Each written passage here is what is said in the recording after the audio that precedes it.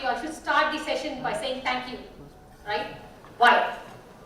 Mainly because Shrikant has stolen most of my points.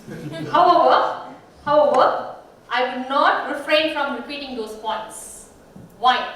It will tell you the magnitude of the points which you need really to use in your practice. So I would not be skipping those points, rather I would be reiterating those points. Let me also make a disclaimer, both of us never considered with each other during our presentations. So if you find those points are without us knowing, it's coinciding, it means that the points which we are trying to, which is more common, it means that it is something which we really need to tackle. So I would start with this disclaimer. So good morning, one and all. Thank you for the opportunity to present on this topic, digital eye strain. So what I would also be doing is, I like this famous anecdote, learn to earn, okay? What do you mean by that? Okay, what do you mean by that? Learn to earn. Anybody disagree with this? Anybody disagree with this? No. Right, very good. I think, let us be very practical. The reason why all of us are here today is basically because we want to enhance our knowledge, go back and implement and earn our penny, right? So with that point of view, I would not be more into technical aspects, yes, because Shrikant has already talked about all those points. I would try to relate those technical aspects with your practice point of view. So not wasting more time, let me just go across. Yes, this is what I meant by saying learn to earn. Now what is this? It's basically called as a slimy fish bowl. The one which you're seeing here, the top one, is both the bowls are practice, okay? What is happening is, when we are in our own practice or in our own optical shops, we think that, okay, the world is only around us. But what happens is when you come to conferences and when you come to education programs like this, you will actually get a lot of knowledge. However, what happens is, once after this program, okay, if you just go back to your own practice and start doing the same thing you do, okay, then there is no meaning for this education. What I would request before I start my talk is, let us not be a slimy fish bowl. Whatever we try to learn today from all the next two speakers also, next one speaker also, try to make a plan for your practice. You don't have to have too many plans to go and implement, just keep 2 or 3 points, go back and try to implement this. That is where you get a lot of knowledge in terms of learn to earn. So with that, I will start the challenge today. What is the challenge in trade today? What do you think as practitioners? What do you think is a major challenge today in your practice? I want it to be slightly more interactive. What do you think is a challenge today in your practice? What are the challenges you face today? Yes? No challenges? Yeah? No challenges? All are happy? It means that. If you don't answer me, it means that. No challenges in your practice? Please, sir. Can you name some? Okay, online. Okay, online. Let us not name anybody. Online. Correct. Perfect, sir. Thank you. Online. Correct. What else? Okay. Everything. Online. Okay. What else? What about people who walk in? Do you have challenge of walk-ins? Yes or no?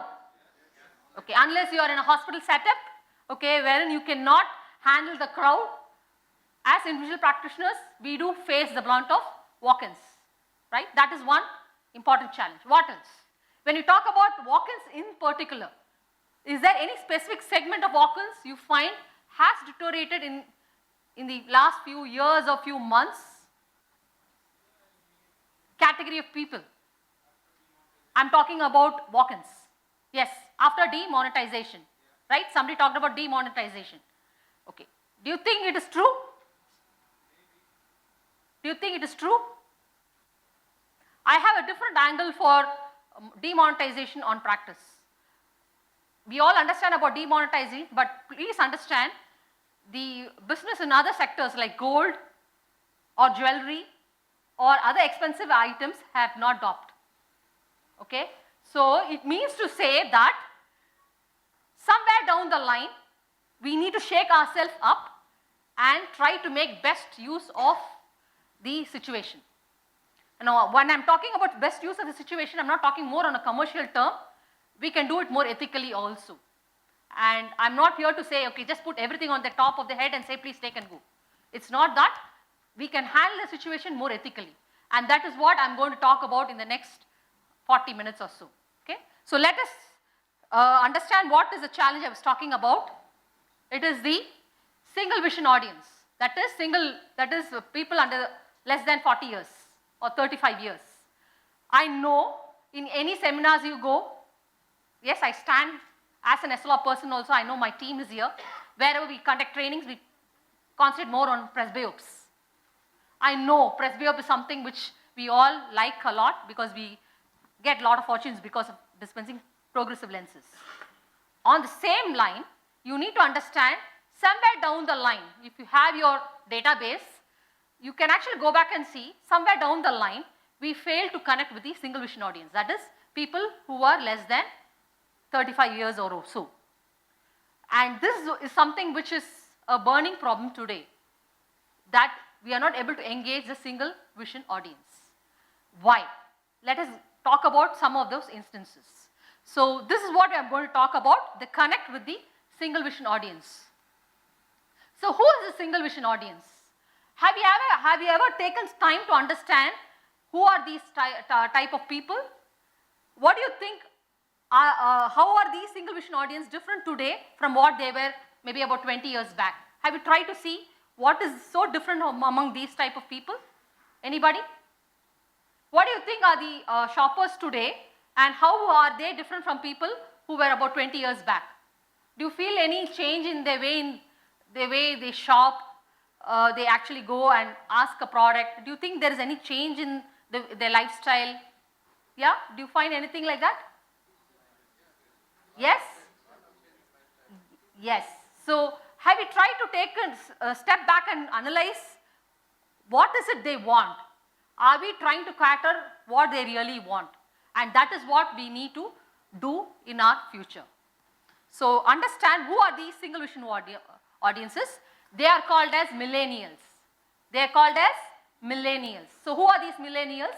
These are people who are born between 1980s to anything like 2019. So how old will they be? Approximately 39 years old. Okay, not very close to presbyopia. Okay, let us understand that we don't get presbyopia on after 39th year. Okay, so just let us understand that. So these are people who are born between 1980s to 2020 till this date. Okay, so when you understand their lifestyle, these are people who have very different ideas about life. Their expectations out of lives are very, very different from what it used to be before the earlier generations. So we used to call it Gen X generations. What these people are called as Gen Y generations. Okay. So what are these people? What do they need? These are people who have been born with digital gadgets. They live with digital gadgets, they sleep with digital gadgets, and they breathe with digital gadgets. So having said that, they are more active in the social media. If you find the digital platform, you find these people are more engaging in the digital platform. They also make a lot of difference. So now the question now is, why do you think we need to tackle this audience? So what? I'm happy. I have my presbyopic practice very good. I fit very good progressive lenses. Yes? Okay. Okay. So I'll come to that. I'll come to one stage and then start, because I'm also not equally comfortable in Hindi. So what happens is, why do you think we need to concentrate on this segment? क्यों हमको ये segment को concentrate करना है? Why? The reason is because there is a saying that catch them young. Catch them young. What is happening is, these are your future customers. If you miss them now, you miss them forever. You get what I'm trying to say? These are your future customers. Presbyopia is very good. I know it's nice. It's good. Very good. Do the good work, whatever you guys are doing. It's great.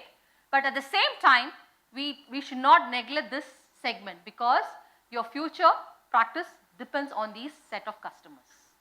You need to understand their psychology, their behavioral patterns, and then address your or customize your practice accordingly. What it is seen is they actually contribute to 50% of the workforce in another 5 to 6 years and 75% in another 10 years. So you find that nearly 70% of your workforce would be this age group. Do you understand? So please don't neglect this segment. Even if you are doing well with other practices, this segment is something which is very, very new. Don't do one at the cost of the other. That means it is beating on your own leg. Going forward, giving you some synopsis of their behavioral patterns. What are their behavioral patterns? First important thing, they spend money a lot. They don't worry about tomorrow. Yeah, we talk about this because we think that this culture is more of a Western culture, but please understand this culture is also seeping into India. We have plastic money. Thanks to Modi, you have all this Paytm, UPI. So money is not a big issue. They don't have to carry hot cash. Okay, they can, plastic money is always there. Okay. Next, they don't have the idea of saving for their future. So they want to live for the today and spend a lot and live comfortably. Now why I am giving you all these insights? We need to understand that if we give them a correct solution, they are ready to spend. It lies on us. Now when I asked you a question, what are your major challenges in practice today? I could hear sounds of things which were outside. You talked about specs makers, you talked about Lenskart, you talked about, okay, anything. Online, yes. But please understand, rather than focusing more energy outside, if you look inside your practice, understand the opportunities which exist in your practice, you can win much more faster. And that is why I am here today to give you an idea as to how you can do a winning practice. Okay. So understanding where they actually buy from, that is where I really want you to understand. Like you were all threatened by the online stores. There is a study which was done by Accenture. Okay, what do they say? It's actually a myth busting revelation. What they say is, there are still millennials who really love the brick and mortar stores. If you find the malls, you find a lot of youngsters hanging around doing, it could be window shopping also, but they like to go out. They would like to have an experience about the products. Now before I carry on, I just want to ask you one simple question. How many of you buy medicines online? I'm just taking this crowd as an example. Can anyone raise your hands and tell me how many of you buy any medicine online? Any takers? Okay. Anybody else? What medicines do you buy online? Okay. Any specific disease oriented medicines or anything like that? Yes? Okay. Very good question. Now, I'll come to that answer in a few minutes from now. Now, why I asked this question? First, let me tell you why I asked this question. You have online options for medicines too. But how many of us have a confidence of going and buying online? Online gives lots of discounts. Yes or no? 20%, 30%. Why do you think? Like Nagaraju asked me a question. You have your prescription in front of you. Doctor has prescribed. Fortunately or unfortunately, he doesn't give you a generic name. And if your doctor finds out that you're going to go on to an online store, and then he will find out ways to give you a more complicated name. That also I'm trying to tell you this. So I'm going to put back the question to you. Why do you think you don't have the confidence to buy on online.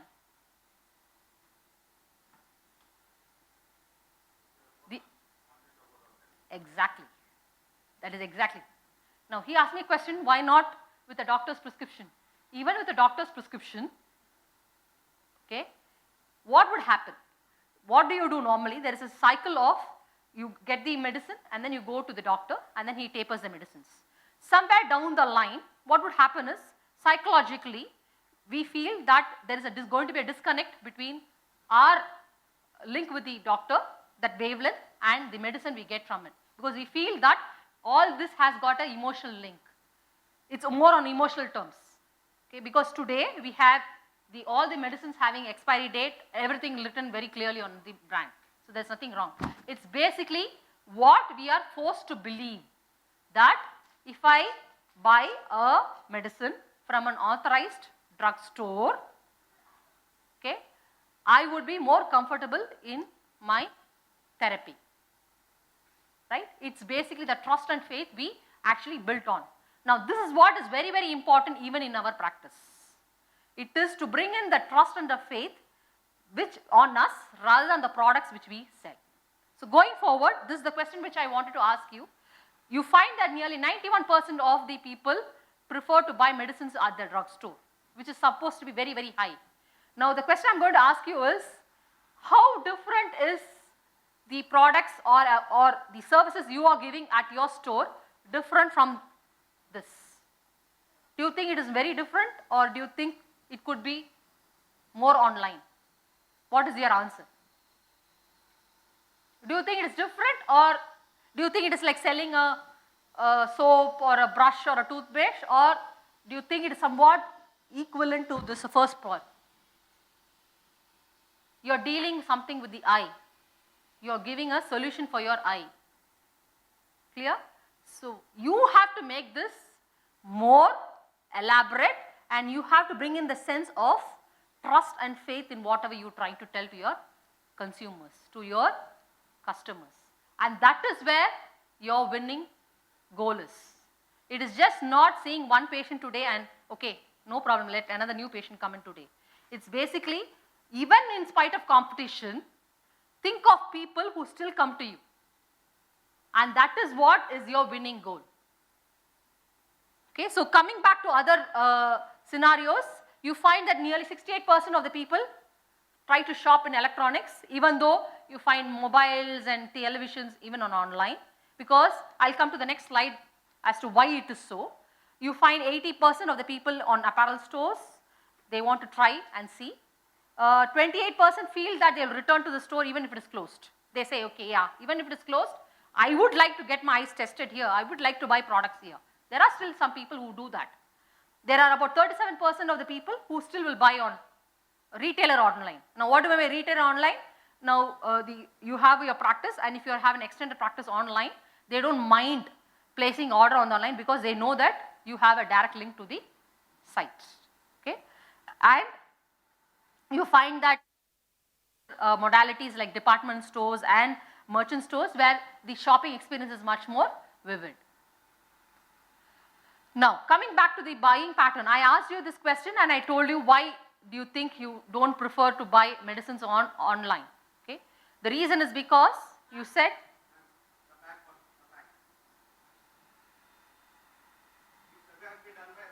Accenture analysis. 91%. What do you think, ma'am, is 91% according to you? Which one? 91% in the drugstore through online purchasing. Yeah, go on online.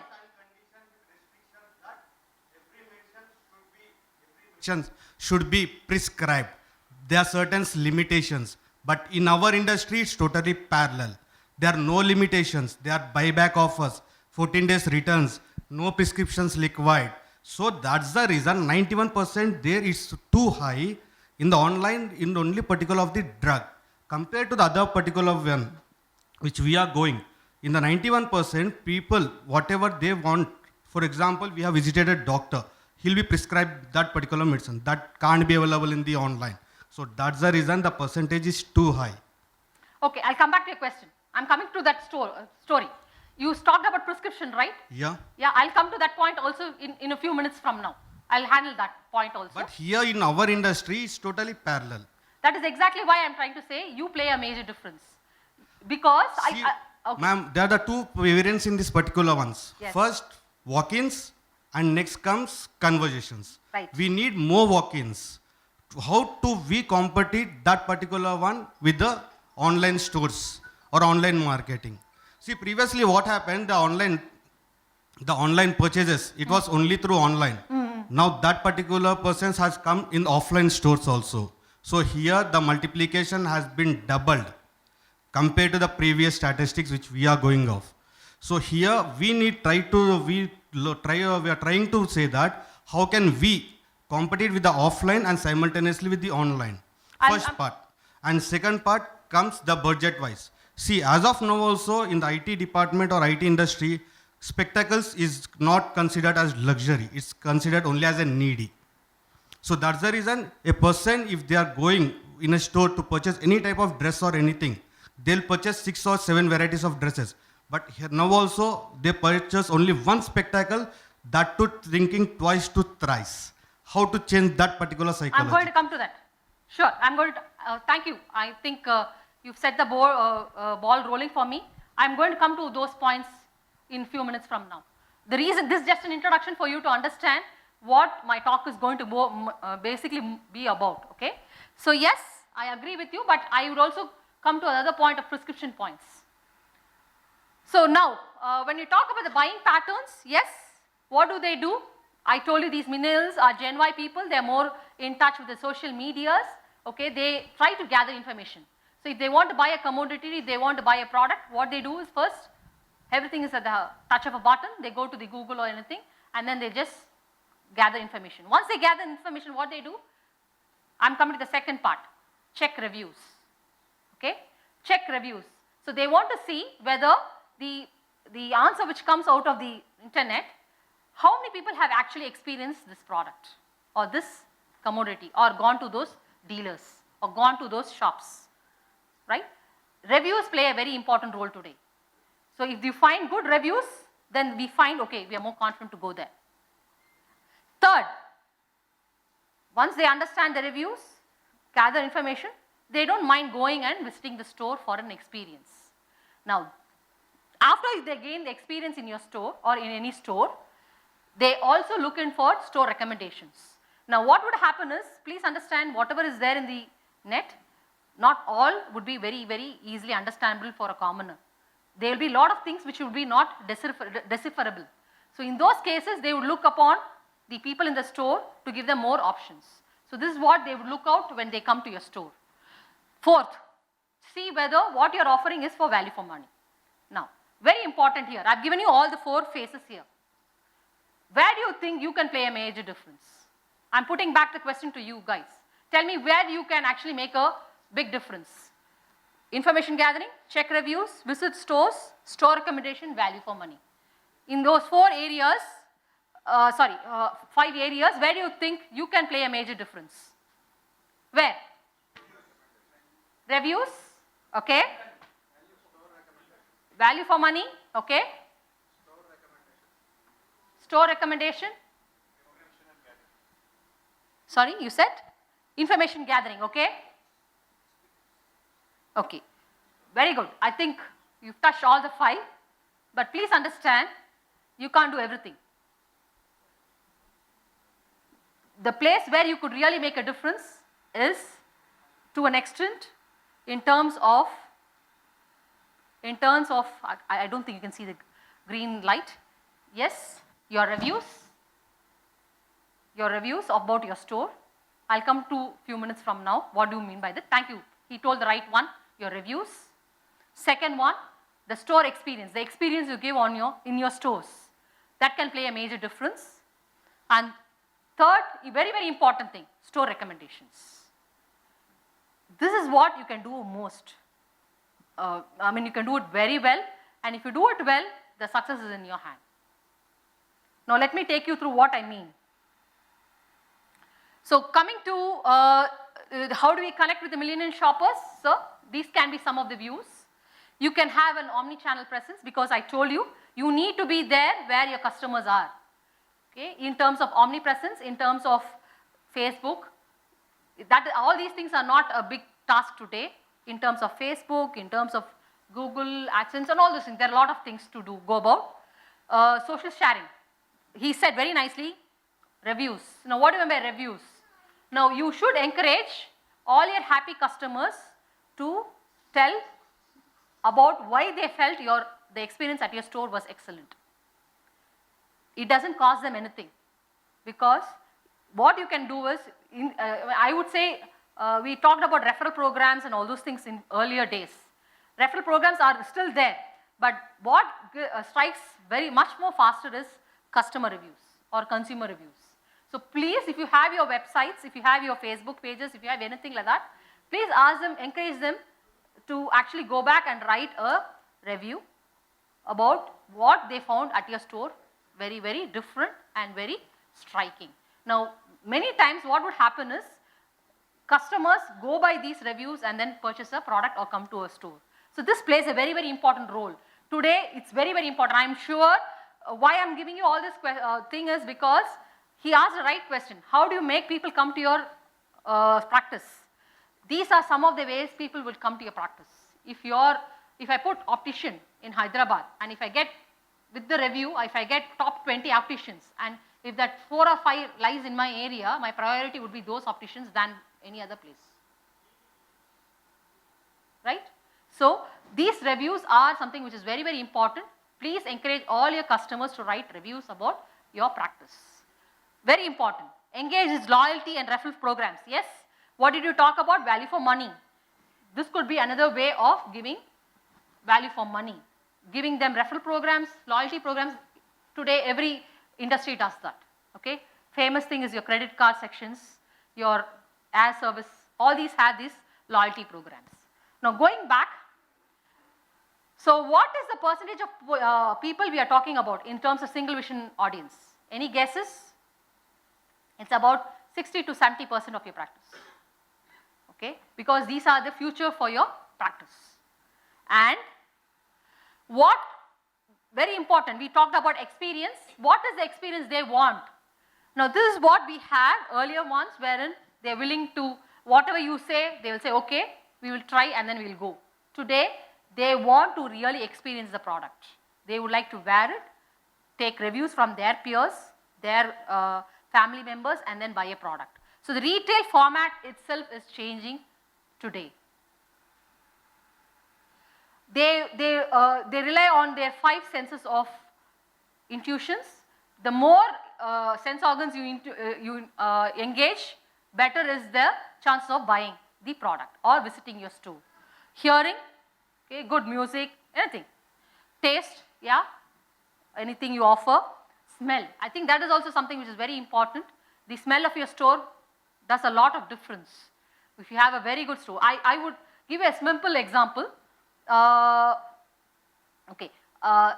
was a particular store in Australia. Okay, they felt when they had to sell sunglasses.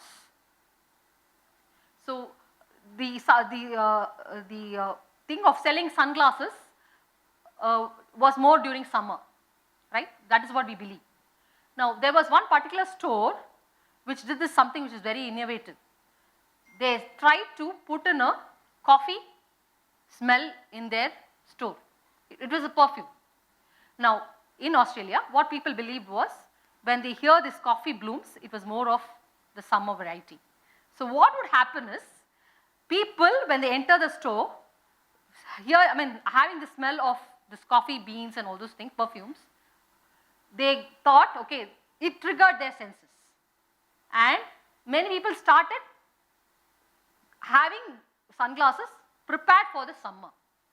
Now why I am giving you all these things is, it's just to understand that how this can help a practice. This was something which was done very, very innovatively. So why I am trying to tell you this is, the smell of your store also plays a very important point.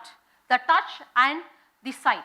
Now what do I mean by touch and the sight? Yes, you have a lot of gadgets today wherein you can engage your customers in understanding the product they want to buy. So engaging them in the sales process is also very, very important. The more you engage them, the more confident they are with you and the product you prescribe. So very important, What do they want in your product? They want personalization. They want what is in for me. Don't give me something which is there always. Tell me what is in for me. What they want to have a very good shopping experience, value for money. Yes, I agree. And of course, they are more brand conscious today. If you associate yourself with the brand, they are more happy with it. Very important. I recommend. Now this is something which is very, very important. They are looking for recommendations. It is very important that you need to recommend. I know there are practices who would say, I would not take any risk. I would give what they want and be very happy with it because I don't want to take any risk. Please understand, there is no gain without any pain. You need to really stretch one arm extra to get whatever is there with outside your arm's reach. That is very, very important. So, how do we talk about drive active ownership at the counters? Now, if I ask you this question, I know most of you would say, no, I am trying to recommend everything. But what is the statistic actually telling? They find that when they ask a set of customers, if you want any product recommendations, okay, where do you think you got your last recommendation from? Alarmingly, they found that only 32% of consumers said, I got recommendations at the store I visited. It means that the store was not proactively giving them information about the products. They were more in their comfort zone. They were not willing to give them more information for the fear of, I know what we all dread. We say that if you tell them more money, they would fly away, right? However, information is very, very critical for the consumers. We need to impart that information to the consumers because they have the right to make their choices. So, what is that unique service that you can actually promote? Experience. When I talked about experience, apart from the 5 senses, yes, that is general for any store. Okay, that is something which you can normally keep across. But what could be very specific for your store is the experience. Now, what do I mean by experience? Very, very important. The clinical experience you give, your optometrist and your salesperson, what type of experience they give to the end consumer, that plays a very important thing. You need to understand that there are a lot of game-changing points in your own practice. How many of the optometrists in your stores recommend products? They don't have to recommend the product names, recommend categories. That you are sitting on a gold mine. But I'll explain to you in a few minutes. Now, why do you think recommendation plays a very important role? When you need to understand what is so unique about our industry. Can anyone tell me what is so unique about our optical industry? We are talking about a lot of negatives. Let us understand certain positives also today. Because I know there are a lot of negatives around us, but there are certain positives which we can really go charged up today and understand, yes, we are an industry wherein there are a lot of things which we can really take from this industry. We are in the right industry. Can anyone tell me what is so unique about this industry? Okay, health sector, great. What else? Need can be translated into desires. It's a very big word. Yes? Anything else? Talk in simple things. Okay. Okay, you're dealing with eyesight. I think that's very good. You're dealing with eyesight, which is something which is very important because 80% of information comes from your eyesight. Very good. Other than this, give a minute and think.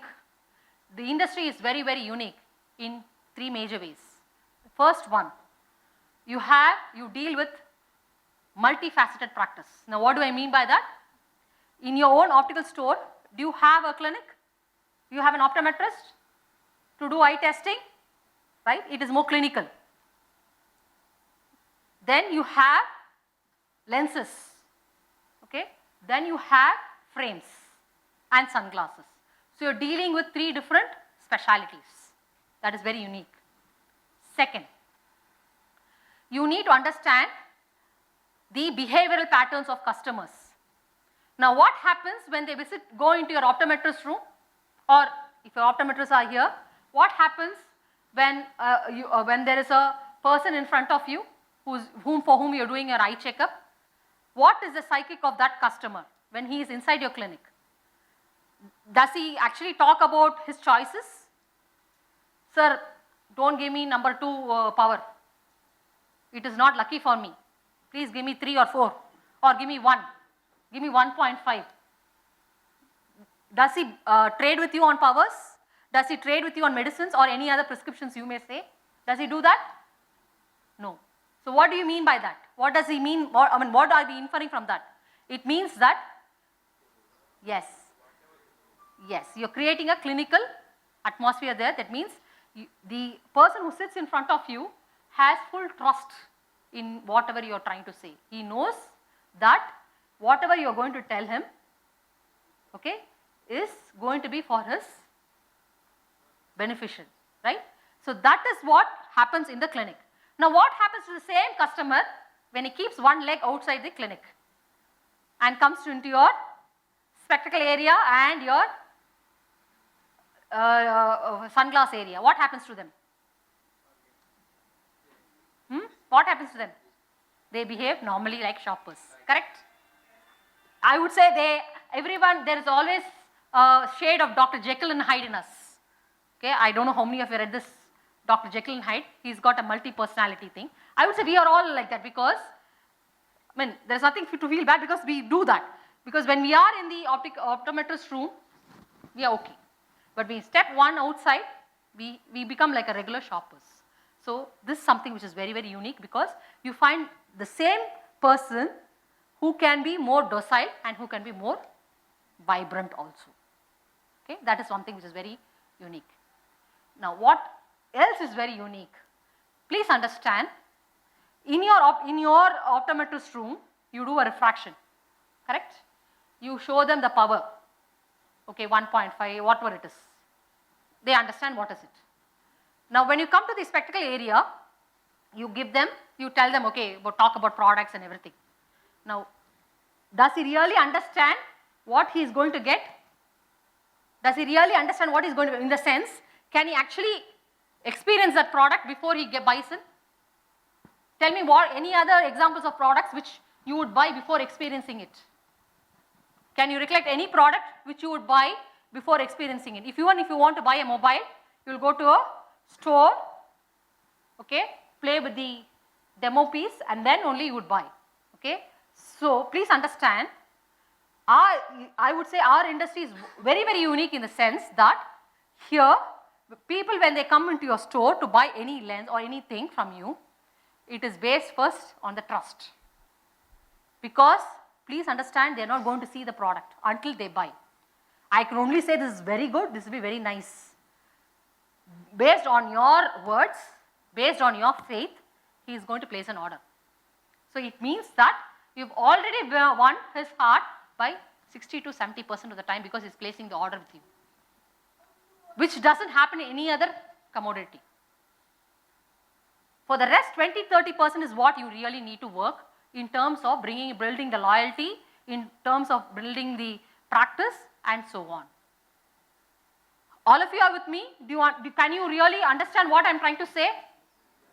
No, please understand, this is something which was very, very important. I think all of you should feel proud that you are in this industry today. I think without being proud, you can never win the goal. You need to understand that your customers are having the faith. The only thing is how you position yourself in terms of the experience you give to the customers and how you actually talk about it.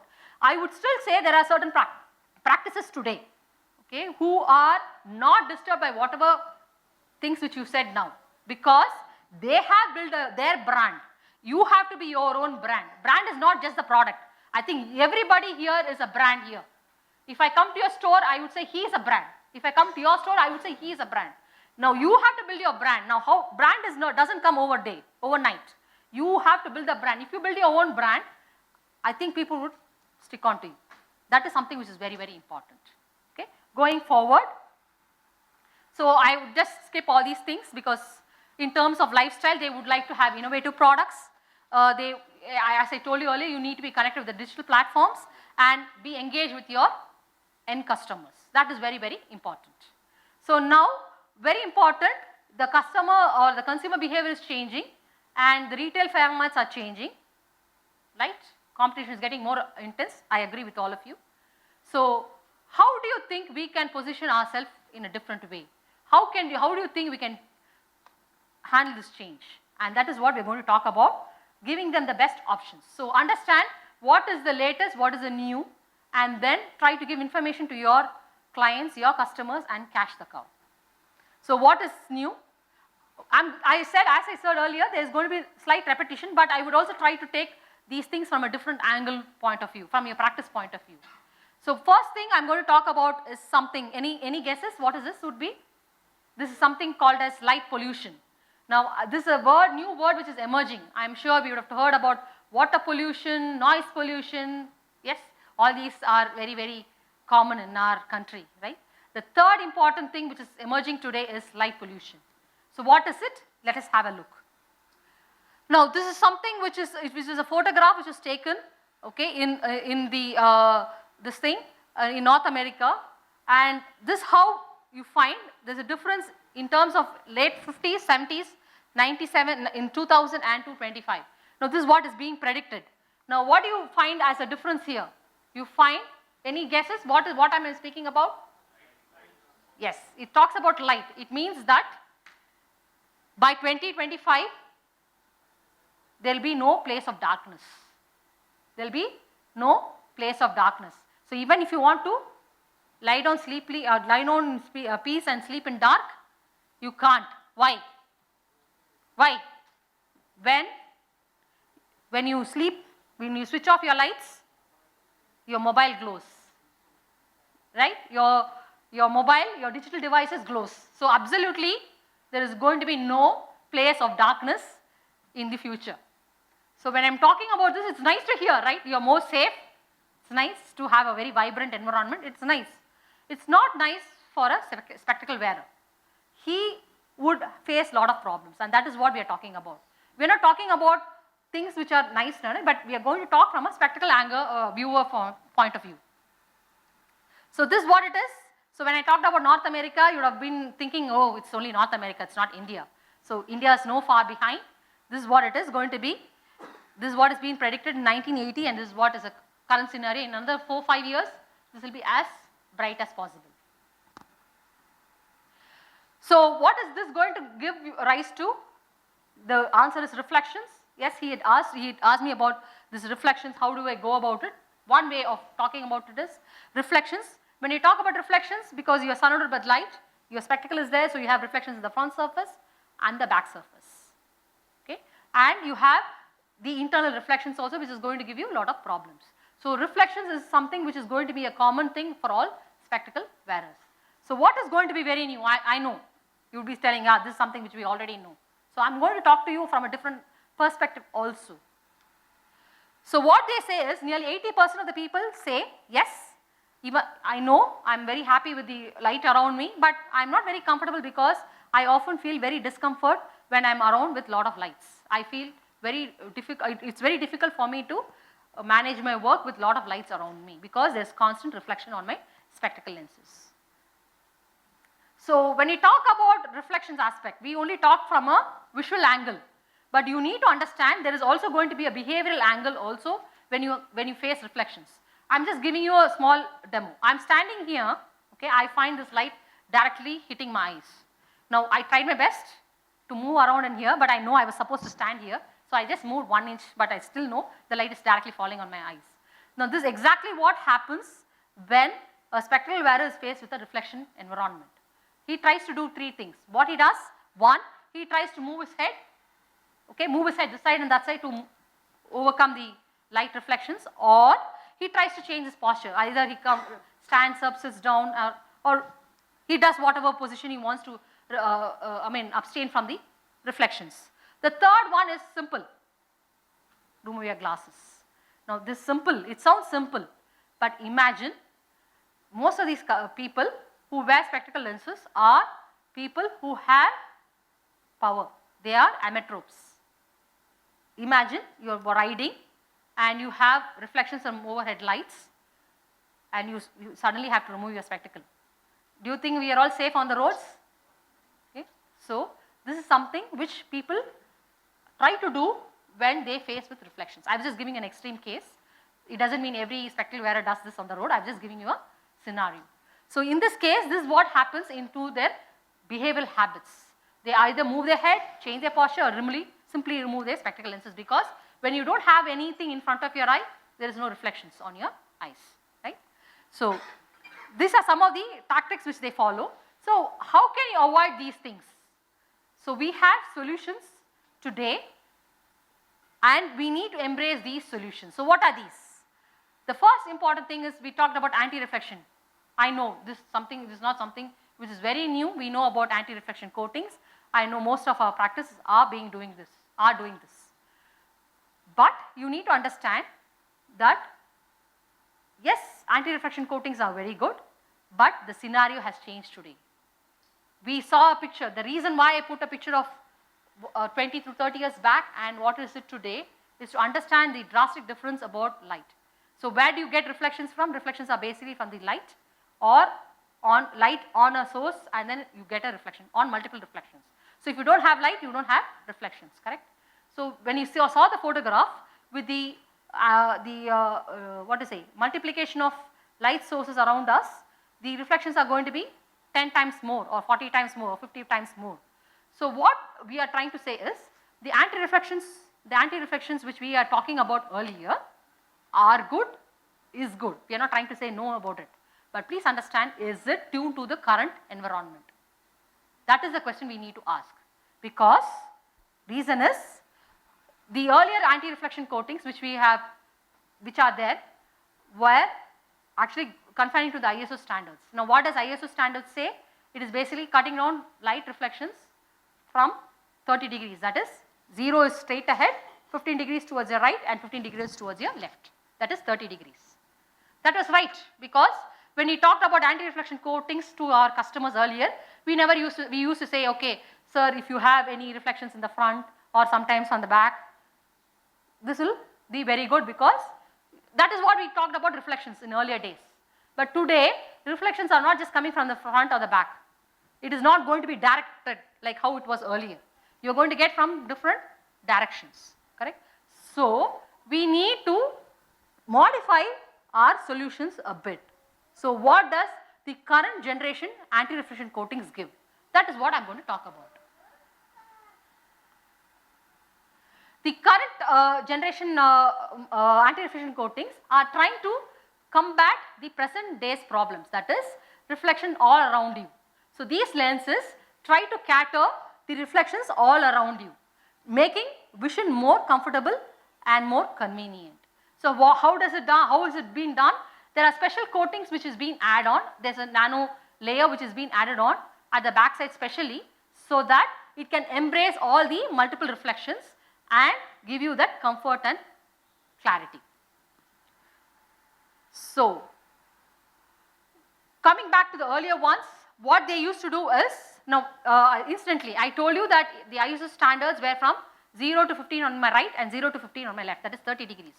What does the current generation ARCs do? They try to expand the forum slightly more. From 15 degrees it is gone to 45 degrees. So 0 to 45, right and left. So you have a wide spectrum of area which it can combat. So it may not be entire area of a spectacle lens, but it can be more or less the entire area of your spectacle lens. Okay, that is what the current generation anti-reflection coatings are meant to do. So what we are trying, it's slightly more technical, I'll just explain in a short thing. Earlier what anti-reflection coatings used to do is, we know that reflections are going to come from the front or the back. They used to take one surface, calculate the reflection, and then find the mean for the back surface, or they take the back and then they do for the mean. So it was calculated only for a particular angle, because we said when you're going straight, it is from this direction, from this direction. So it is more at one angle. It was not at the multiple angle. So that is what this was calculated, and it was doing its job well. But however, when there was a study which was done, even people who are wearing the current generation anti-reflection coatings were not very comfortable, because today the scenario has changed. You don't have reflections only from one side, you have reflections from other side.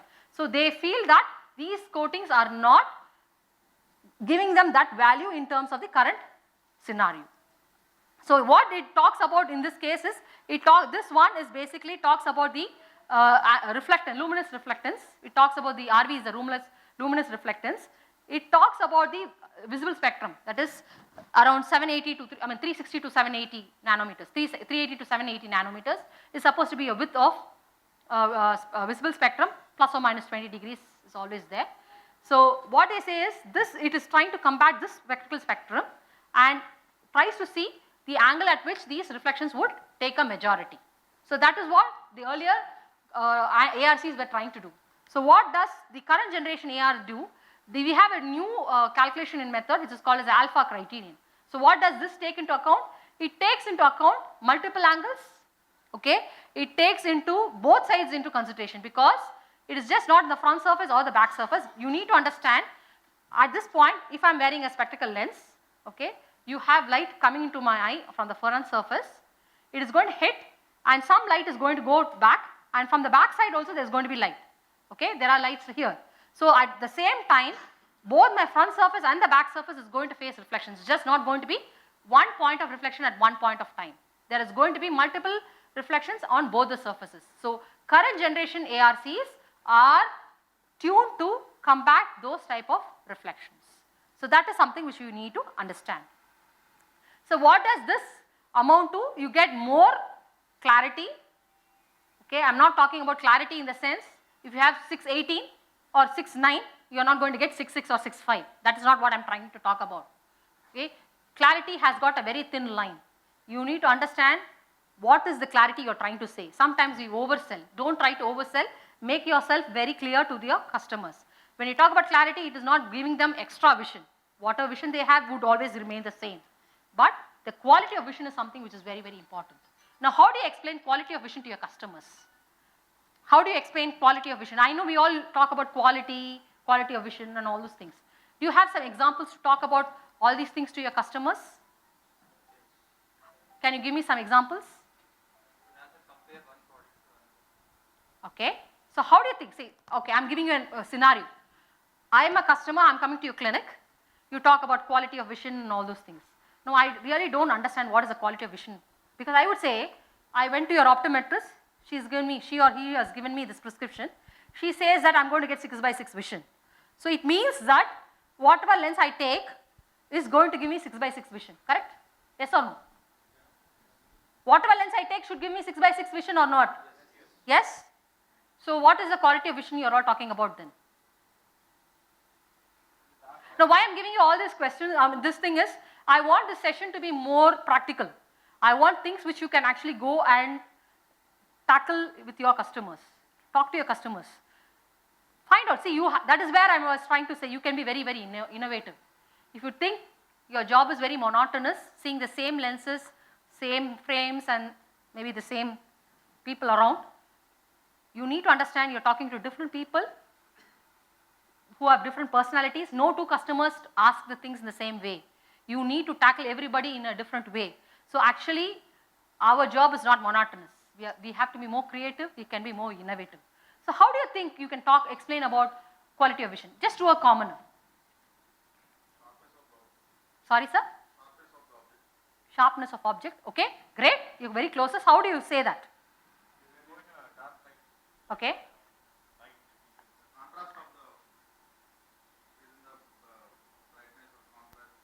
Okay. Very right. You're close to the answer. I would just give them a small example. See, but you don't have to be too technical. When you give examples, it's for them to connect with the example, with the concept. See, please understand, when you give any example, when you actually tackle your customers, don't try to give examples from the optical industry.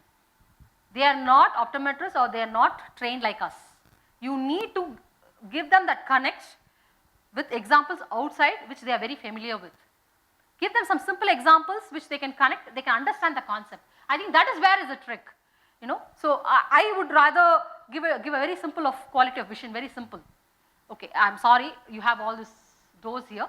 Suppose I have a glass window here. Okay, I have a glass window here, which is what to say? It has got a moving window, okay, moving pane. So what I would do is, I would say, so I mean, suppose it's very clean. Ensure it's very clean. I would say, ma'am, can you see things outside? Sir, can you see things outside?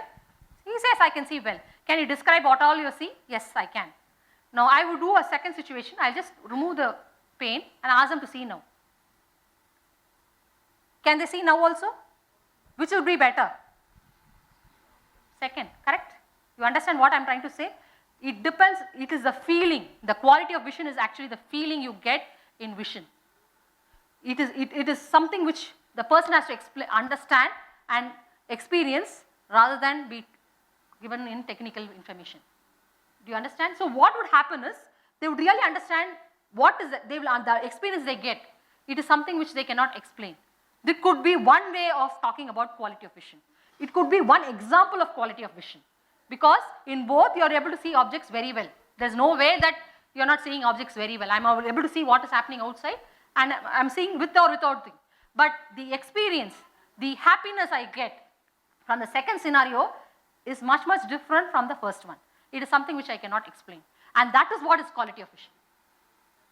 That is what is quality of vision. Please understand. Now there are so many examples. I am sure you guys will be more, you all will be very more, very innovative in your examples. But these are some things which you can think about when you talk about these concepts. When you talk about any concepts to your customers, it's nice to talk all jargons, it's nice, but first the connect is very important. They need to understand that whatever he is going to tell me is something which I can relate to. Only then I will focus on my attention or my attention to whatever you say. So this is something which you can try across. Okay. So moving around, whom should be given this new gen ARCs, new generation ARCs? Of course to everybody has a right to have the best things in the world. Basically for people who want to switch over from the existing ARCs, who want to look for finer performance, who work more indoors, okay, because I know even when it's bright outside, I'm sure it's not raining as much as what it was in the morning, nor it is too cloudy now. Still we are living inside this room with lot of lights. So today even at daytime we can't be without lights. So even people who work more indoors, they can be an ideal target.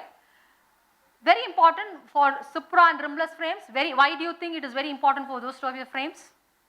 They don't have the rim, so the light is reflected even the sides. Yeah, so it can be more beneficial for them also. Moving across to the second topic, second important topic, talking about blue light. I know he had talked about more about this blue light. I would just touch upon certain important aspects. I will not go into all the technical information. What is it? You need to talk about blue light to your customers. It's nice to know too many things technically, but end of the day, if you don't know how to relate to your customers, then there is no winning edge in it. Okay, so let us talk on those angles. So when you're talking about blue light, yes, he's already told us that blue light is very harmful to eye. Along with blue light, you have another specimen which is called as UV light, which is also going to hamper your eyes in different ways. So talking about these two segments, now when I ask you about blue light or UV light, okay, UV is different. When I talk about UV radiation, blue light, to answer the question, is blue light a new concept? Is blue light a new concept? I am sure people who are experienced in this industry would say no, it is not a new concept. We had this blue light protection even in contact lenses, IOLs. We had it, I think in around 90s, 80s, 90s, we did have IOLs with blue light protection. We had contact lenses with blue light protection, okay. So it is not a new concept. If you actually talk to people, experienced people in the industry, they will say what is so new about it? Yes, that is something which you need to talk about. What is so new about what we talked about blue light earlier and now? Things have changed, the scenario has changed. When you talk about blue light earlier, the major source is only sunlight, but today blue light is something which is more prevalent in our own atmosphere. So what are these? I think he's given you the examples of those gadgets and the lights and all those things. So when we talk about this blue light, so to experiment about this blue light, actually there was a study which is done by La Vision Institute, Paris Vision Institute, okay, with the company Essilor. Now what did they do? They tried to take retinal cells of swine animal and they tried to give the light at 40 nanometer width, sorry 10 nanometer width, okay, and they found that not all the blue light was damaging the retina. They found there was a particular wavelength of light that is about 450 into 455 nanometers of light, which is actually causing cell death. Whereas you had blue light till 495. And that is when they came to a arrival point that not all blue was bad for your eye. In a very simple example, it was like a teacher who's passing by and they find a class shouting. Without understanding who's shouting, they come and punish the entire class, and that is what is happening earlier. Today, the studies have been really, thanks to those studies and researchers, today they are able to identify the critical elements, weed it out, and the rest of the class is peaceful. That is what is happening today. That is what we call as the good blue and the bad blue. So what is the good blue and the bad blue going to do? Again, I am not going to talk about it more in detail. Very important, it is very important for your human biological clock. It is very important for your sleep-wake cycle. We talk about brain-based learning. No, that is very, very important, and that is also one of the reasons why I am sure all of you would have heard from your elders to ask you to wake up early in the morning and read and sleep early in the night. Because these are the time when your good blue and bad blue are more active. So even if you sleep very late night, of course there are some exceptions who feel that they can learn very well in the night. But on a global thing, what they say is if you wait till late night, your your memory skills will be slightly lesser than what it would be in the early morning when you are fresh. So these are some of the examples which talks in favor of good blue and the bad blue. So how, okay, these are some of the things which is already handled now. It talks about the human biological clock, which I will not talk more about it. So how is this going to be very pertinent for our industry? Now you need to understand that we are surrounded by LEDs. Whether we like it or not, it is going to be an age of LEDs. There is nothing, there is no way we can avoid all these things, because we all know it saves power. Power consumption is also a very important criteria for this country. So we need to understand what are the things we need to change. Let us be very practical. We cannot be without digital devices. It is impossible.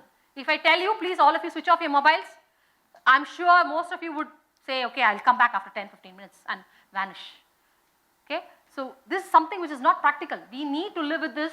It is something which, whether we like or not, we need to live with it. So let us understand with the current scenario what is the best we can do. So these are things which we already know. So when we actually talk to our consumers, you don't have to preach everything to them. You don't have to tell them about all the things to your customers. You need to be very, very selective, like how he rightly said. You need to understand the customers and then be very selective in what we try to communicate. If you try to tell everything to the customers, they'll feel, okay, I think there is something wrong in it. You know, they're trying to push something which they want. It is not what we need, it is what they want. So we need to be very selective on what we ask and how we arrive at the conclusion of the mode of treatment. So moving forward, we talked about the good blue and the bad blue, right? So he actually had talked about the lens options.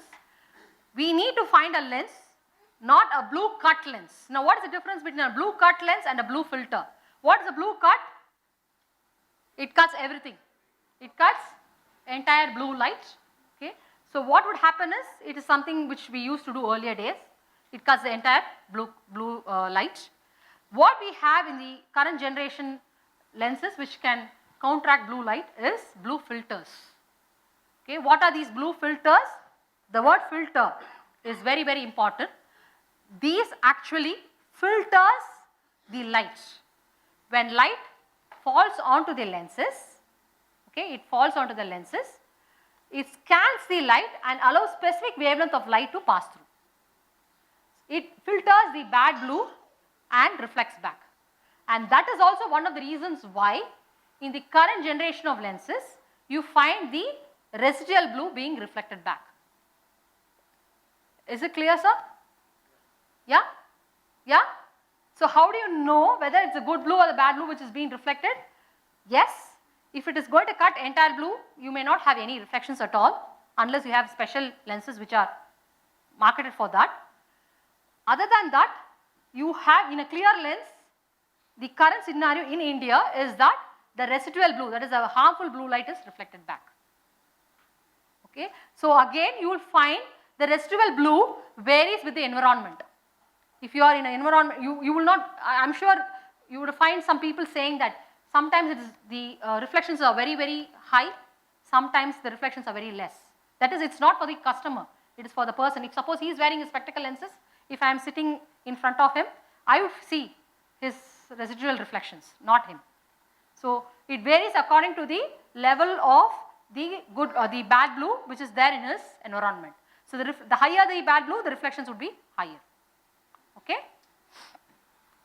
Moving across, so these are called blue filters. So how do you think you can talk about these lenses to your customers? Let us talk from a practical angle also. How do you introduce this concept to your customers? Can anyone tell? It's nice to learn about all these things, but we need to know how we can implement in our practice. Any takers? How do you think you can implement this in your practice? How do you actually talk about all these things to your practice? Immediately you will say, sir, there is one lens, new lens, sir, which is going to cut blue light, it is going to cut harmful blue light, which is going to cut whatever you learn today, you go and talk. Do you think your customers will talk about it? Or, I mean, rather take about it, take this more willingly? How do you think you can introduce this concept to them? How do you introduce? Okay, show some videos, okay, right, then? What else? Okay, very important. Any sale happens only when you identify the opportunity. Very simple. Why would I go and buy a mobile? Only when I have a need. Need could be higher or lower, but that is different. I may already have a mobile, but maybe I get bored with this mobile. So I need another mobile to make things look very different. So there is a need. So only when there is a need or an opportunity, sales happen. This is the fundamental of sales. You need, only when there is need or an opportunity, sale happens. If there is no need, if there is no opportunity, I would not buy anything. Clear? So look from the other angle. So you understood a customer or a consumer buys only when there is a need or an opportunity. Now look from the other angle. So what is your role here? You need to create that opportunity. You need to create that opportunity in your sales talk. So you could actually, first thing you would do is ask about the customers, whatever working occupation, hobbies, lifestyle, visual tasks, the usual stuff. Okay. Understand the customer's typical day or typical environment. It could be both office and at home. It is not important just to ask only about the office, because even the home environment is very, very important. Okay. So once you ask, you know them well, and that is when you relate your product to them. Now I've seen in earlier days, I would say, maybe in the earlier days when you used to sell progressive lenses, I'm sure many of you would have also experienced this. We used to say progressive lenses is for computer users. We used to say that earlier. So what people used to do is, once they start about progressive lenses, they'll say, sir, this is very good for computers, sir, this is very nice. No, it is very good for computers, you will be very happy to work with it with these lenses, because this is giving you intermediate, distance and far. Now, fortunately or unfortunately, computers and all those things were not very famous that time. The immediate answer the customers used to give is, sir, but I don't use computers at all. Now, do you think you can proceed with this conversation? If the customer bluntly tells you, I don't do this, so that ends your conversation. That ends your aspirations to sell your product or your category, whatever be it. So you need to understand your customers and then pitch in the concept according to the customer's lifestyle or need. Involuntarily, what we do is we jump first itself and talk about the category or thing. Now, there are certain customers who will say, yes, I don't do it. Some customers will think, okay, I don't need it.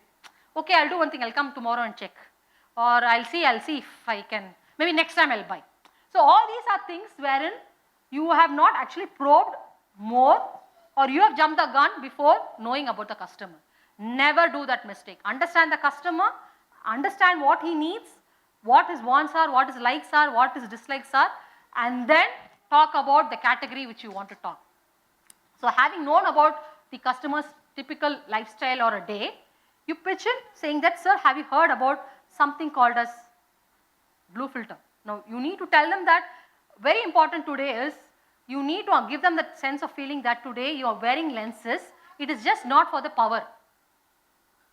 Today lenses have gone way beyond it. It is actually a health defense mechanism.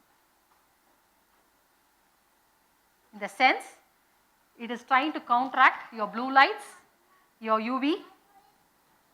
Okay? So you don't try to look at spectacle lenses only from a visual angle. It is also giving you a lot of health benefit. That is something which you need to make them aware of. Who can do this other than you? They are your customers. If you don't give them that perspective of lenses also, believe me, even if they read on the net, they will never correlate whatever good things which you have done. So you need to tell them that today your lenses can give you all these benefits. Have you heard something called as blue filter? Now the word filter is something, so you need to, when you do your sales talk, find out some words which can really trigger the curiosity in a customer. Have you heard about blue filters? Have you heard about filters in lenses? Especially filters which can filter blue light. Then say, what is this blue light? And that is how you pitch in. So once you actually engage the customer, arouse his curiosity, that is where opportunity begins. Because he is willing to hear from you, and that is where he understands a lot of things. Only when the customer is receptive, only then you can talk. If he is not receptive, you may talk a lot of technical jargons, but it will never go into his brain. He would say, it's nice, I've heard about it, but let me come back and think about the purchase later. So you need to arouse this interest in him, and that happens exactly in what you say. Now, why I'm giving you all these things is what I'm trying to tell you is just not something which has come from my word of mouth. It is basically, I see different practices. I go to different practices. I ask them, what is the success where you are able to do this, others are not do that. So what I'm sharing today is all the experience of people like you, thanks to those people who gave me this wonderful knowledge. So try all these things in your practice and you can make a difference. So moving across, so how do you pitch in all these solutions? A basic ARC would be at a lower level because you need to price them at that level. And then comes your new generation ARCs with UV protection, because most of your new generation ARCs come with UV protection. And finally, you have something called as a blue filter lenses. You have another category which is called blue block also, but technically I would not prefer, because we know blue filters are better for your eye. When you're going to pitch in the concept of health mechanism, okay, that is where you can make a difference. If you're going to pitch in the health mechanism on it, knowingly you know that blue filters are better than a blue block, and that is where you would go about and talk about it. Moving forward, can you just play the video? I'm coming to the last segment of my presentation.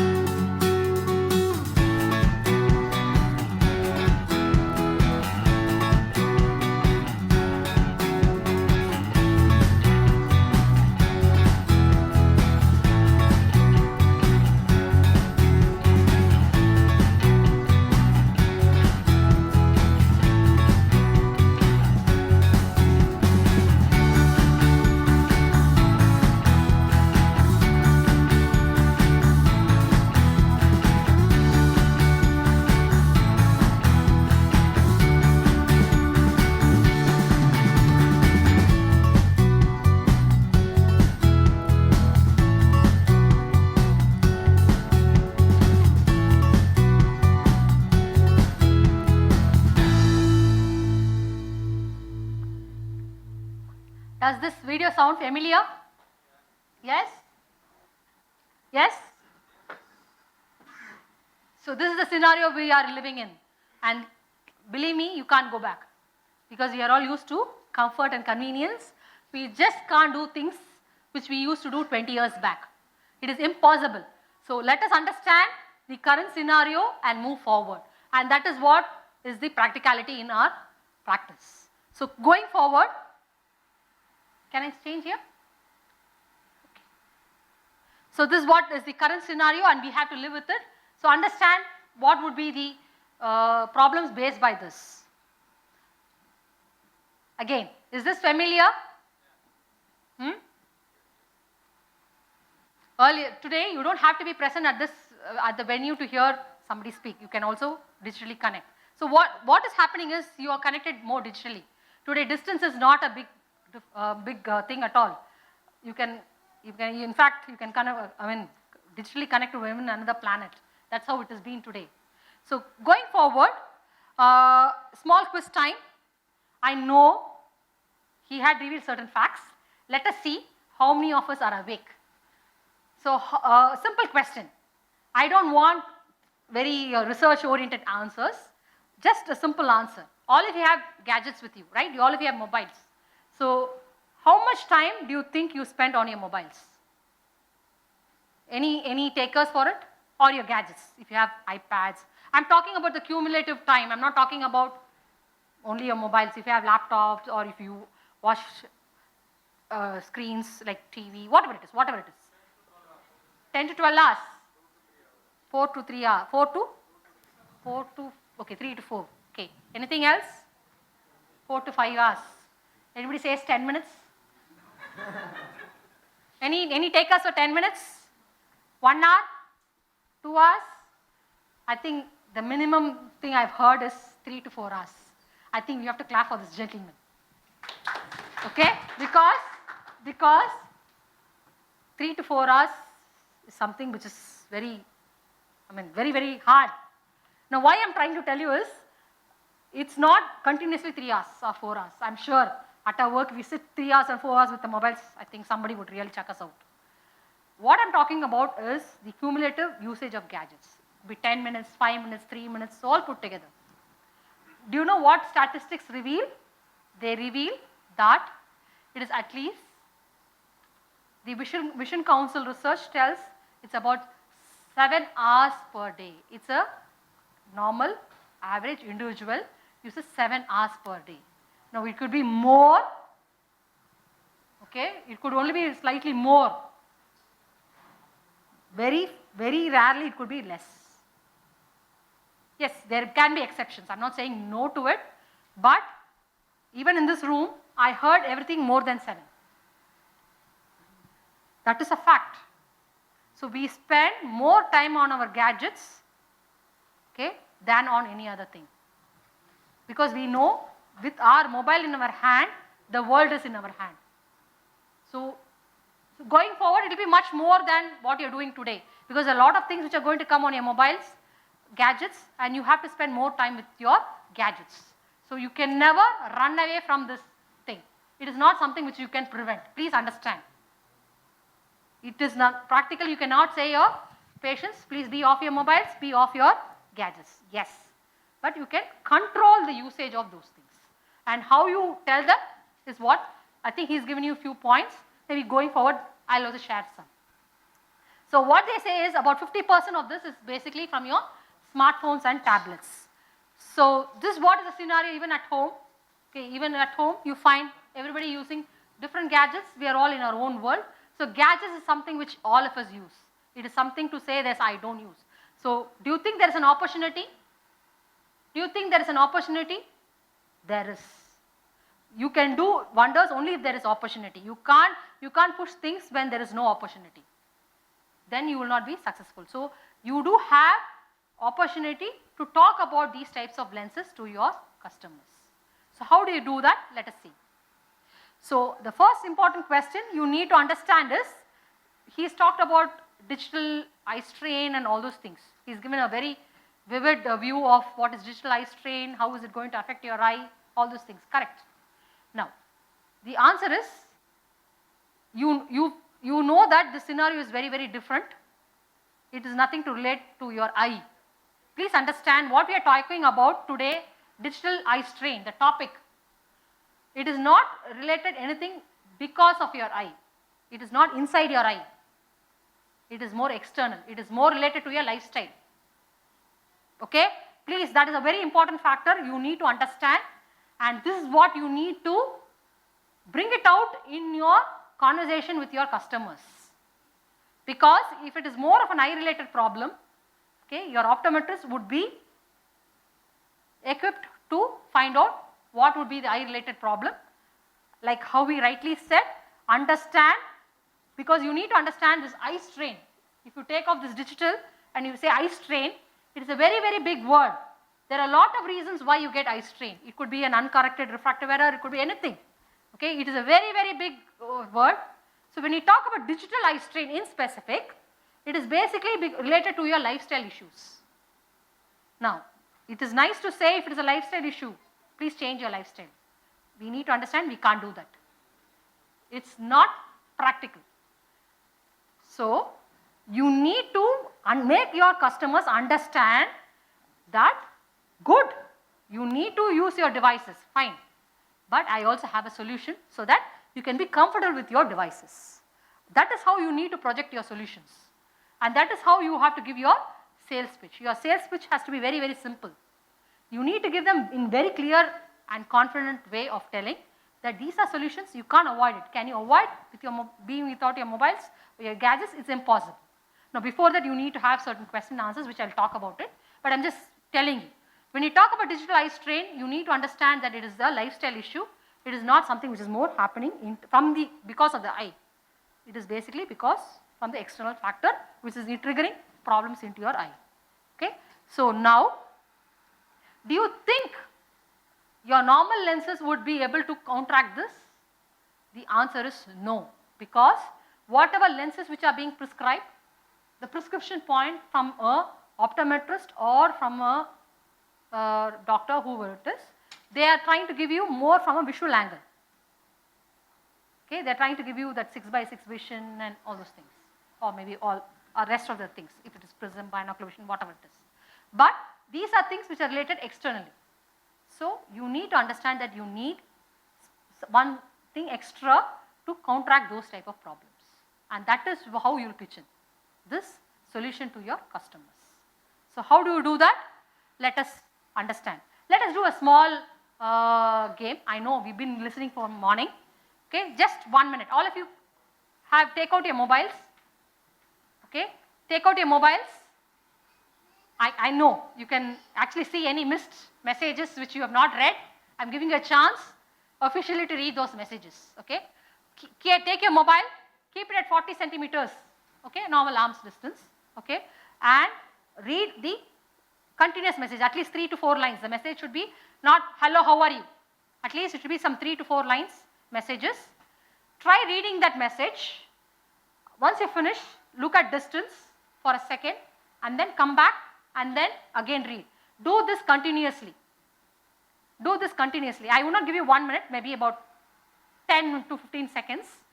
I'm just giving you a simulation method. It's not going to be a foolproof method. I'm just simulating eye strain to you because I know doing this continuously, okay, what do you feel? You feel as if there is something, you're not comfortable. Okay, I wouldn't say it is eye strain. You have a discomfort. Please understand, there are various ways in which people do interpret eye strain. They are not in a clinic or they're to come and tell they have eye strain.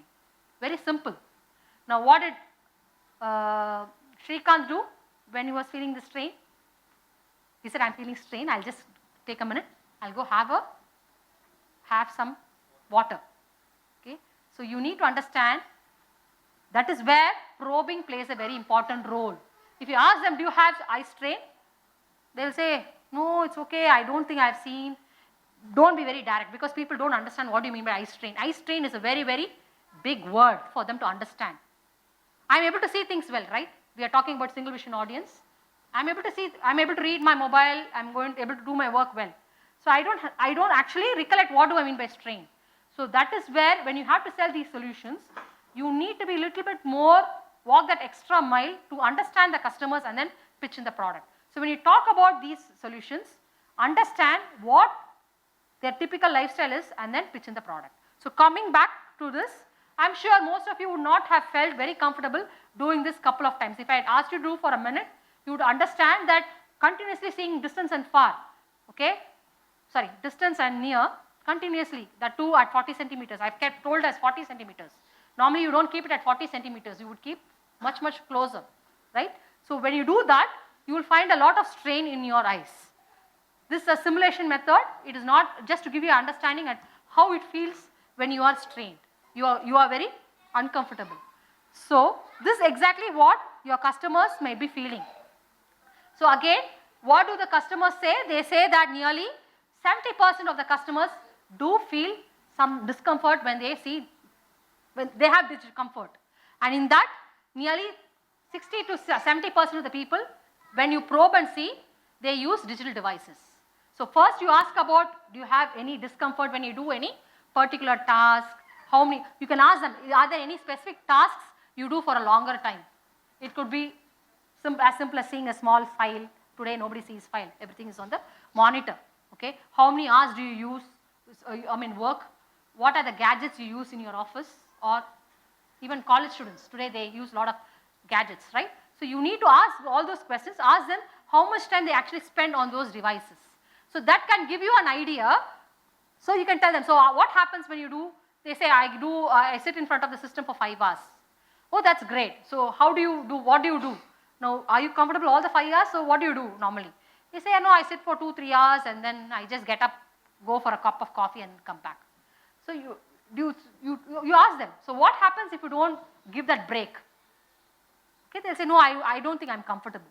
That is what is called as eye strain. Everybody would not come back and tell you, I have an eye strain. Okay, I'm using digital devices, please give me solutions, I have eye strain.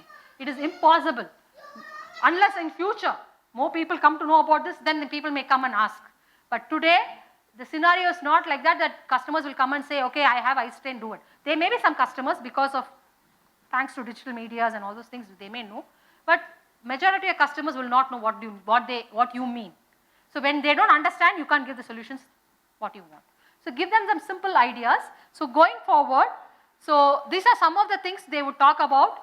They talk about discomfort. They'll say, I feel very restless. I feel sleepy. Okay, I have neck pain. I feel I can't concentrate. All those things are symptoms of strain. Nobody would be more clinical always to talk about eye strain. This is a very practical view of eye strain because this is related to your lifestyle. It's nothing to do with your eye. Your lifestyle is creating a problem in your eye. It's more external, not internal. Okay? Okay, I'm going to do one more small exercise. I just need a small volunteer. Can you just pass the mic, hand mic? Somebody, some volunteer. I'm just going to flash something on the screen, okay? I want you to read within 10 seconds the complete thing in the frame. Who can do this for me? I'm actually coming at a point. It's a small activity. Who can do this? Simple English, anybody can read. Yes, can you pass the mic to this gentleman, please?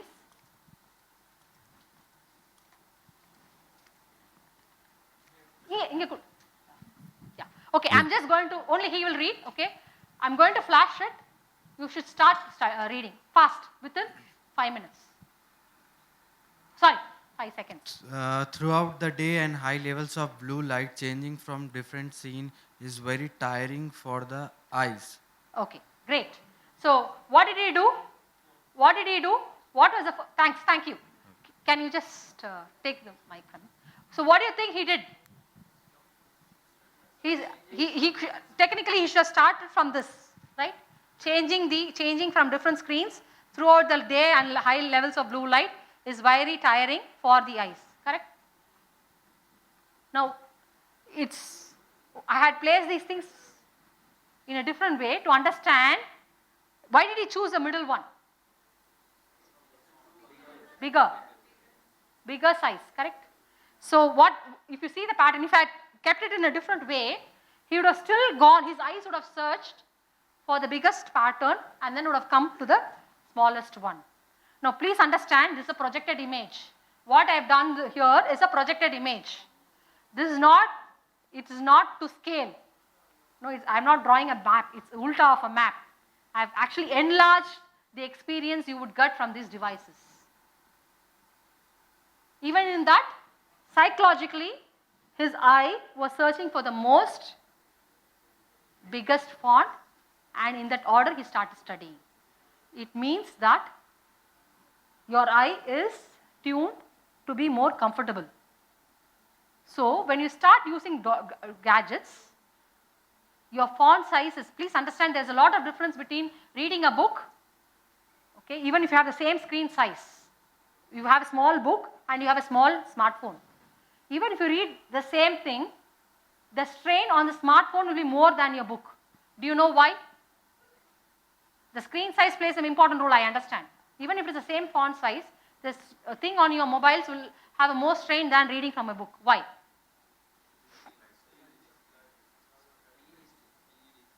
Okay, LEDs, fine. What else? They are more pixelated. They are more pixelated. The resolutions, everything play an important role in your mobiles. Right? So, you need to understand that these are things which are here to stay and we need to find solutions for it. So, thank you, sir. Let's move on. So, these are some things which the end consumers look upon for solutions. They say that yes, I work very hard and I would like to be very happy at the end of the day too. I want to go out with my friends, enjoy with my friends. I want to look great even at the end of the day. I don't want to look tired, because what happens is when you start dealing with these things throughout the day, at the end of the day, all your tiredness comes out into light. So these are some of the feedbacks from the customers who say that yes, I would really like to have some solutions for my problem. So what is this? They are not presbyopes, they are less than 40. So when we had given them a solutions, nearly 70% of the people said yes. Is there a solution for this? We would really embrace that. So to get to this 75%, you need to ask them certain questions to make them aware that yes, they are facing a problem. So what are those? Let us have a look. Before we go on to all those things, yes, he has already talked about. Now, one important thing, I talked about lifestyle, right? It is just, we'll first talk about the lifestyle changes in terms of your behavioral patterns and also about the digital devices. In terms of behavioral patterns, one, yes, when you read a book, the angle at which you see will be much lesser than when you see any digital devices. The smaller the screen, the angle is going to be much more larger. Okay? So what is happening? Your body is tuned for a certain angle of near vision. So today, when you talk to your customers, no more you talk about reading. Even when you talk about progressive lenses, don't say, do you read? Because that word is taken from your jargons. Okay? You should say near vision. Earlier, reading was a very popular thing. Today, near vision is something which is very, very important. So when you talk to your customers, please use those jargons. Don't stick to certain same old methods of the way we used to communicate. So today, you need to replace your reading as your near vision zone. Okay? Coming forward.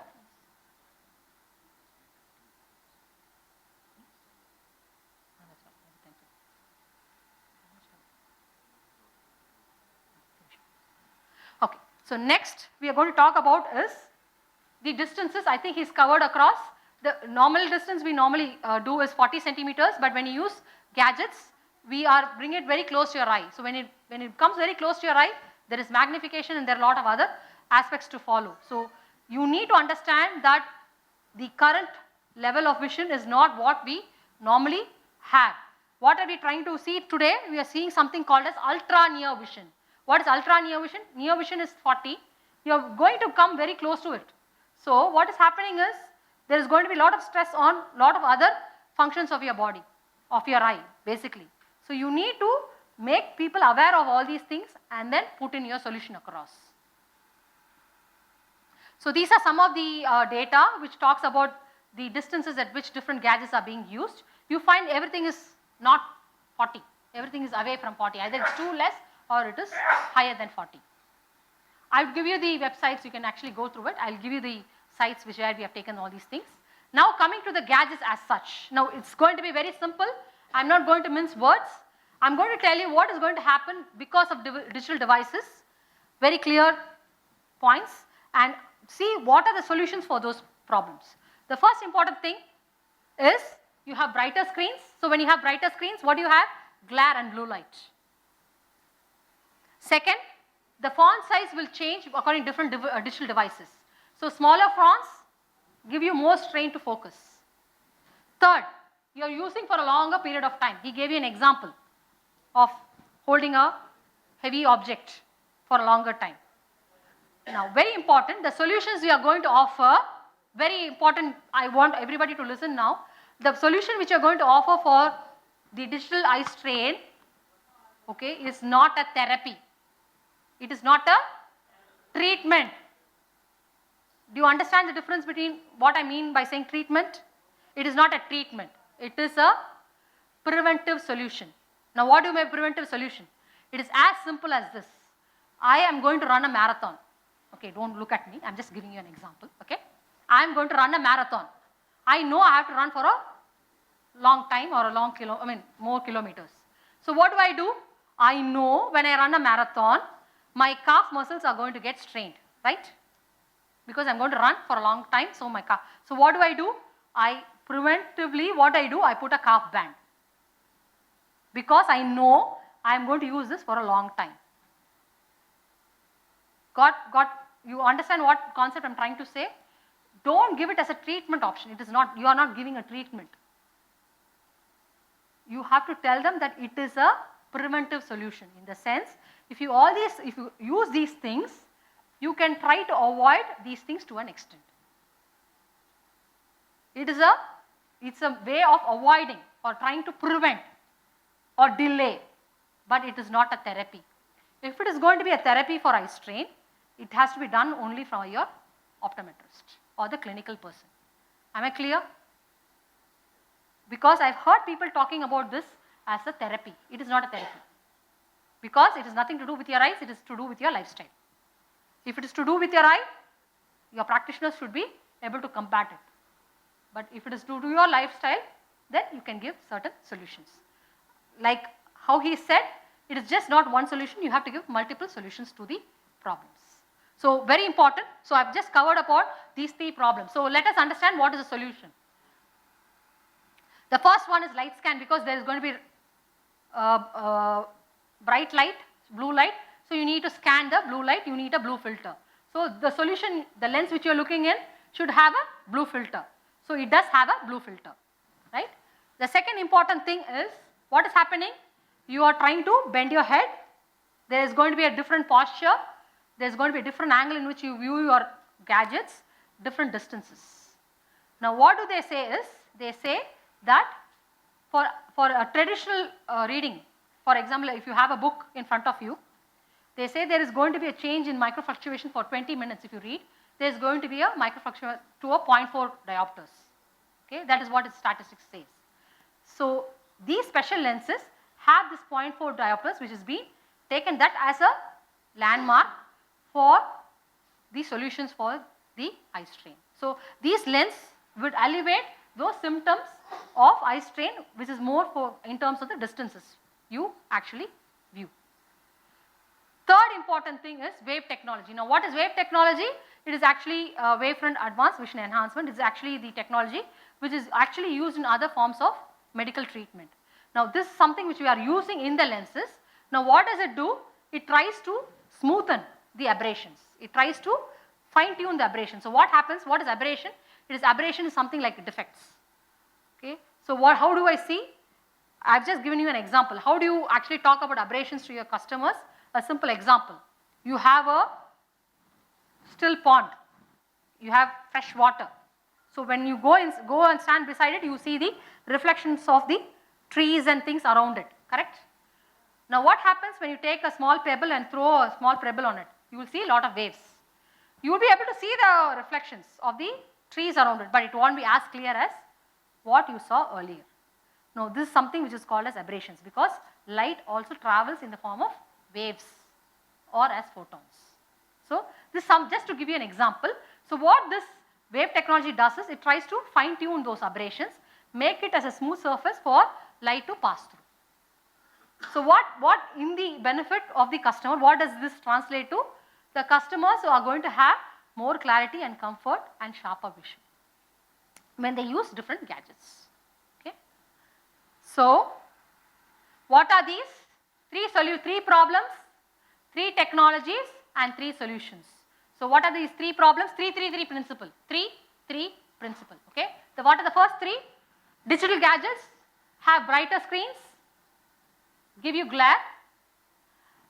The font size is too small compared to the traditional reading thing, and you spend more time with it. So because it is too bright, you use a light scan technology or the blue filter technology, okay, and so that to protect from harmful blue light. Digital devices are too small, so you are giving a extra power at the base to ensure that you have a comfortable, relaxed vision. Third, because you spend more time on digital devices, which you cannot say no to it, okay, though you would like to, you have this wave technology which is trying to maintain the sharper and clear vision by reducing the aberrations on the lenses. Because if there are more aberrations, it is going to add more fuel to the fire. Okay. So, before I go to it, I'll just summarize the last video, just play the last video and then we'll go to it.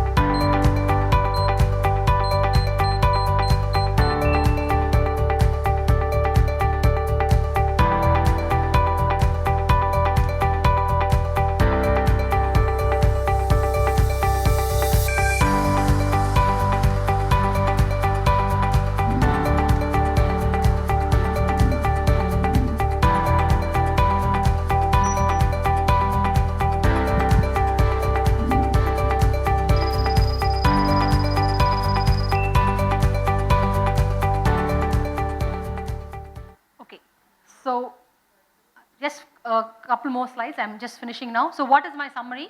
Basically, we are living in a digital world. We need to be equipped to be very practical to handle these situations which causes problems because it's all lifestyle issues. So, and understand what are the needs of the customer and prescribe the new generation options which are available today. Very important, how do you go about? Use these 3 mantras: ask, offer and show. Now this is something which is very important. As I told you earlier, don't jump into solutions without understanding their problems. Yes, if you do that, you can say I tried telling this to everybody but nobody was willing to buy. Now this is what you would say, but when you go back and look into your conversation on how you pitched it, you will find that you would have jumped into the solution without understanding whether they need it or not. So very important, whenever you want to talk about any solution, please understand you understand their problem. Without a problem, there can be no solution, right? So ask what they need, offer the solution and show them what you mean. So what are the questions you can ask? Simple thing, how much time you spend in front of your system or digital screens? Are you tired? No, I would not say are you tired. Maybe you can ask them, do you experience any discomfort? Do you have any heaviness of your eyes? Whatever it is. So how comfortable are you with your working environment in terms of continuous working for 5 hours? Do you feel any strain? You know, so don't put in as digitalized strain because these are all technical words we use in the room, but the end consumers may not relate to it. You can give them the answers, I mean you can explain what they feel and then give a term to them finally. If you just say you are having a digitalized strain, then they will say what is this? I can't be without my gadgets. So I mean, it doesn't sound good. So always try to explain the concept and then maybe you can give all those technical jargons, okay? So these are some of the questions I just thought you could run across when you talk about these solutions to your customers. Now, the very important one is these solutions should be offered to customers below the age of 40, okay, not above the age of 40, because after the age of 40, what would happen?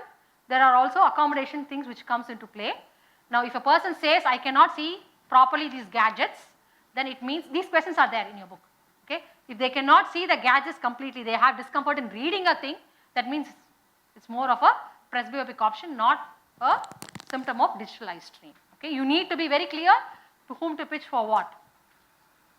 So, last but not the least, plan your success, set your plan, understand what questions you want to ask, engage your customers. Now, this is very important. If there is no connect with your customers, whatever you say will not go in. It will just hearing. There's a difference between hearing and listening. Hearing is I just hear, listening is I participate. So, if you want your customer to listen and participate, then you need to engage your customers. Okay? This role play is basically, what I meant by role play is not with your customers. It meant that if you have your staff, now if you, after this program you have 1 or 2 implementable actions, I want you to also engage your staff, because I feel their cooperation is very important for success of whatever you want to do. So, you need to go back, actually convey all these messages to them, share these things which you learned with your staff, and if you want you can do a role play making them as a customer, or you can be a customer and you can actually do. It might sound very funny, but please understand, when you do a role play you can understand that what are the questions a typical customer would ask, because when you look from the other side, we always think customers will always ask stereotypical questions and answers. It never happens. They will ask you the most silliest questions also. You should be ready to answer those questions also. Okay? So, role play does help. Very important, trial and modify once you do all those findings. 4, I would jump on to the measurement part. Okay? Track your progress. It's very, very important. Now, there is no, you may say I am doing all these things. Only if you find a perseverable progress in your practice, that means this works. Now, again, the reason why it may not work is also not because of the category or anything, it may be because of the way in which you are putting things across. So, try to go back and analyze a lot of things. There should be a lot of self-analysis to ensure that you have a winning practice. And last but not the least, analyze and review. So, final. We live in an era of light pollution and digital world. This is something which you cannot change. Understand your target audience. Be informed about what are the choices in the market. Capitalize on your target audience and try to simplify your sales pitch. Very, very important. It's nice to talk about jargons, talk about technology. It's nice. I'm not saying don't do it. But if the customers don't understand what you are talking, majority of the customers would say, okay, I will postpone the purchase. If you really can put things very easier to them, you have a winning goal. Okay? Just to sum it up, I would end with a 1 or 2 liner of a small story. Okay? There was a man who wanted something from God. Okay? He went up the hill and he spoke to God. He asked God, God, what does 1 million year mean to you? 1 million year mean to you? He said, God replied, it means it's just 1 minute for me. 1 million years is just 1 minute for me, God replied. He asked, God, what does $1 million mean for you? God replied, it just means a penny. It's just a penny for me. No, it's nothing great. So he immediately, this fellow thought he was very smart. And he said, God, why don't you grant me $1 million? To that, God replied, sure, in a minute. You get it? So, success can be as early as possible if you put your heart and soul into whatever you are trying to do. Okay? Analyze where you are wrong and analyze what is the more positive points. There are a lot of negative points around us. It is going to stay. We need to look inside our practice, see what is the best we can do, because there are a lot of things which we cannot change. You cannot change your external environment. What you can do is change your internal environment. You can change yourself. And that is where the success comes much more faster than trying the external environment. The external environment will automatically change if things are not more conducive. So with that, I wish every one of you a successful practice, and thanks for your patient listening. Thank you.